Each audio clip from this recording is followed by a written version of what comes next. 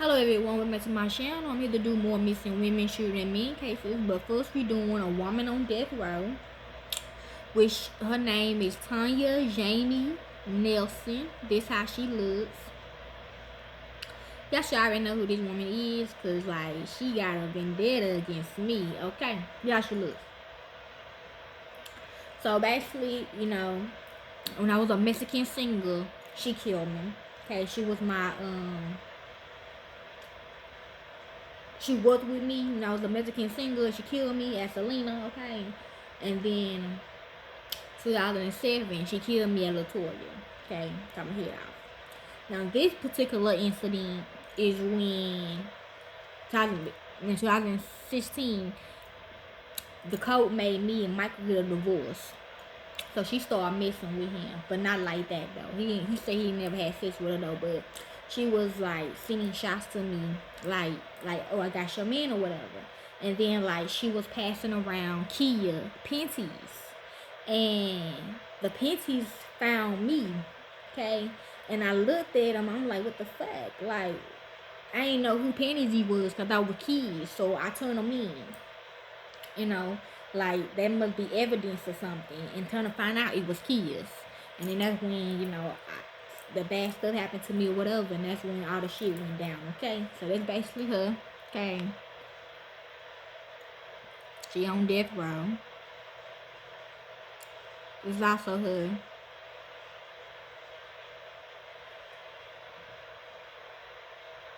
Okay, yeah, I know she cute, yeah, y'all right, okay, weirdo, y'all weird as fuck. Anyways, she is in prison, she on death row for a fortune teller murder. Classification, murderer. Characteristics, robbery. Number of victims, 2, me and Kia. Date of murder, April the 21st, 2005. Date of arrest, May the 30th, 2005. Date of birth, 1964. Victim profile, fortune teller Hi Jada Smith, 52, and her daughter Anita Nahivo, 23. Method of murder, stabbing with knife. Location, Westminster, Orange County, California, USA. Status, sentenced to death on April the 23rd, 2010. Tanya Jaime Nelson gets death. A North Carolina woman received the death penalty today for murdering a Westminster fortune teller and her college student daughter, whose heads and hands was covered in white paint. Tanya Jaime Nelson, 46, of Winona Rapids, North Carolina, had been found guilty by a jury February the 16th of 2 felony counts of special circumstances murder. The special circumstances being the murder of multiple victims, murder by lying in wait, and murder during the commission of robbery. She had an accomplice killed the pair and stole credit cards, expensive jewelry, and other items. The jury had recommended death for Nelson. Yeah, we couldn't. Well, we did. When I was a Mexican single, she did go to prison for that, but Gina got her out of whatever, 94. Okay, now me being Toya 2007, they couldn't get her there. Okay, but this time we could because Kia the only one who deceased, so she can go to death row that time, So yeah, okay. I ain't mad shit. The jury had recommended death for Nelson. Her co-host Philippi Lamar, 55, also of Roanoke Rapids, pled guilty April the 14th to 2 felony counts of first-degree murder and was sentenced to 27 years to life in prison, which is AKA LaJonti, AKA Bin Laden. That's who her lover was, okay? That's who she was doing it for. So she part of the immigration part, okay? Like the fake cartels and all that and stuff. Okay, they're the one who shot people heads off and shit. Not the real cartel, but the fake one, though. But you know what I mean, right? Okay, the real one know what I mean. Zamora testified against Nelson. The Orange County District Attorney Office released a statement today that includes the recounting of what Smith's older sister and Bo's aunt told the court in sentencing. No amount of time would ever heal the pain, nor ease the memory of the ingrained and horrific images, nor the silence the gut-wrenching testimony that has been exhibited and addressed in this court. She said, justice has been served. The mystery of the white paint coating heads and hands of slain fortune teller and her daughter. Yes, Kia was a fortune teller too as well. Like my kids, my girls love that stuff. They love being a psyche. They love spirituality. They love magic.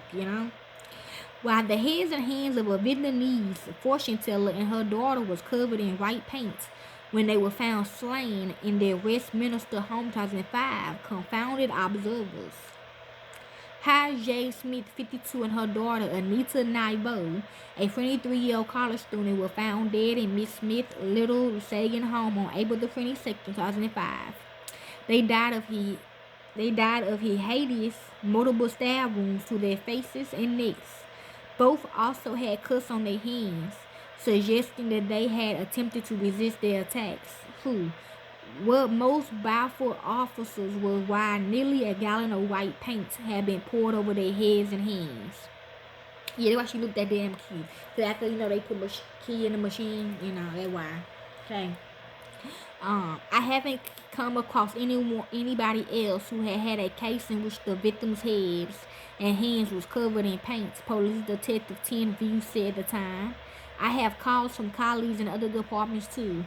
They feel kind of fascinated by that. It's just not something that happens. This is by far the most bizarre thing I've seen. Yeah, that's how some of y'all kids got in Texas. That's when y'all kids got trafficked in that babysitting scam. Because I'm not saying y'all found the panties, but like they were like that's how they were doing y'all. And y'all were getting y'all girls some panties from Walmart or the dollar store or whatever. They would slip them in there to get you or to get your kids when they put them on. Now me was different though. I went outside and it was in a box and I opened it. And I did touch it. I had to see what was in it because it was wrapped up and I took it out. It was Kia panties, okay? And so I turned them in, to my job or whatever, like what the fuck? Yes, and that's when I don't know, I guess I broke the spell or whatever, and that's when him and her had a break up or whatever, okay? So I don't know what the fuck she was doing, okay? Many theories have been put forward to attempt to explain the significance of the paint. New Criminologist, an online journal of the criminology professionals, posted 2 weeks after the crime. White is traditionally worn at Vietnamese funerals. I'm hearing no, maybe because she part of KKK, the immigrants, they are part of them, okay? But they still in the same tax, they still in the same group, different groups, okay? The color is symbolic of mourning and rites of passage. Actors in traditional Vietnamese theater painted their faces white to performance, or maybe an unhappy client lose paint to ward off evil spirits. As new criminologists pointed out, Smith was a respected figure among the 1,000 Vietnamese who lived in the area, and she took in clients from as far away as New York, desperate for her words of wisdom on love, business, spell casting, and what the future held. Most clients would have gone to Smith's home and paid up to $1,500 for her services in cash. Police discovered Smith's home had been ransacked.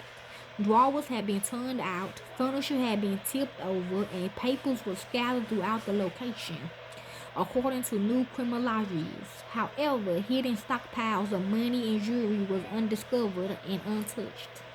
She'd been victimized before, having been tied up and robbed of $372,000 in jewelry and money in 2001.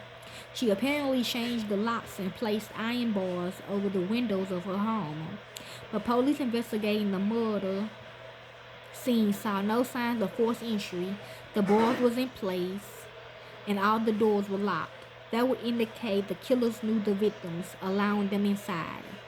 Which, despite the bizarre white paint, prompted this from new criminologists. Another possibility could be that the paint is simply a red herring, applying a cultural significance to what essentially could be a straightforward murder robbery. That's exactly what the jury found, that Tanya, Jaime, Nelson, 45, of Roanoke Rapids in North Carolina, killed the mother and daughter to rob the fortune teller and get her hands on Smith's expensive jewelry. The exact verdict was guilty of first-degree murder with special circumstances including murder of multiple victims, murder during the commission of robbery, and murder by laying in wait.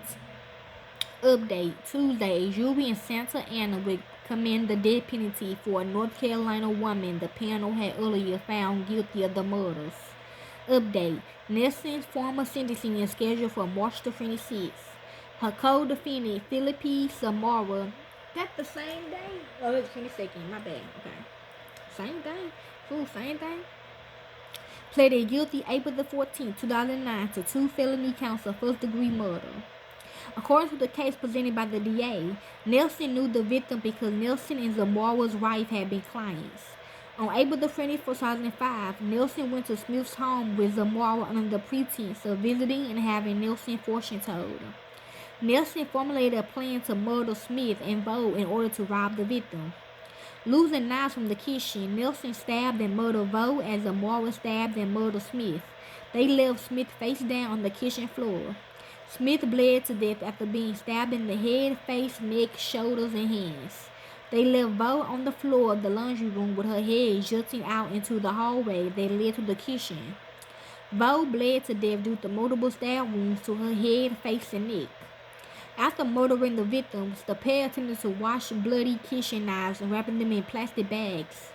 Nelson ransacked the victim's home with Zamara and stole personal items including cell phones, purses, jewelry, and credit cards. Nelson then drove with Zamara to Walmart to purchase paint, according to the victim, returning to the victim's home and pouring white paint on Smith and Vo's heads and hands. Zamara covered Joe's face with a black shirt.